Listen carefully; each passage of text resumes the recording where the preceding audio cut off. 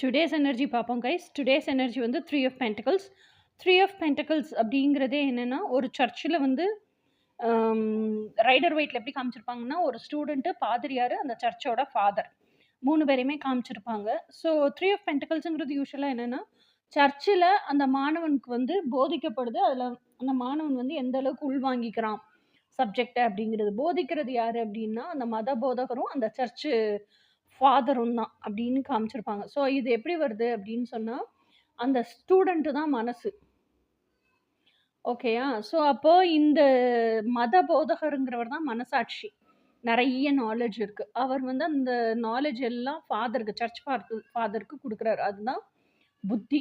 அப்ப இந்த சர்ச் ஃபாதர்க்கு சொல்லிக் குடுக்கும்போதே, நெறைய விஷயங்கள இந்த ஸ்டூடண்ட்ஸ் உள்வாங்கிக்கிறாங்க. இந்த சர்ச் ஃபாதரும் அவருக்கு புரிஞ்ச மாதிரி ஈஸியான டெர்ம்ஸ்ல வச்சு ஸ்டூடண்ட்டுக்கு சொல்லி தராங்க. அப்போ மனசு வந்து எப்படின்னா, இதெல்லாம் நடக்கும்போதே பார்த்து அப்சர்வ் பண்ணி நெறைய கத்துக்குது. ஸோ இந்த மாதிரி தான் நீங்களும் உங்கள சுத்தி நடக்கிற விஷயம், உங்களுக்குள்ள நடக்கிற செல்ஃப் டாக்கு, பிராக்டிகலான லைஃப் இது எல்லாத்தையுமே வச்சு நெறைய விஷயங்கள், எட்டர்னல் ட்ரூத்ஸ உங்களால ரிலேட் பண்ணி கத்துக்க முடியுது. ஸோ இதுதான் இன்னைக்கான எனர்ஜி. இனி நாளைக்கு எனர்ஜி என்னன்னு நாளைக்கு பார்ப்போம். Until then by.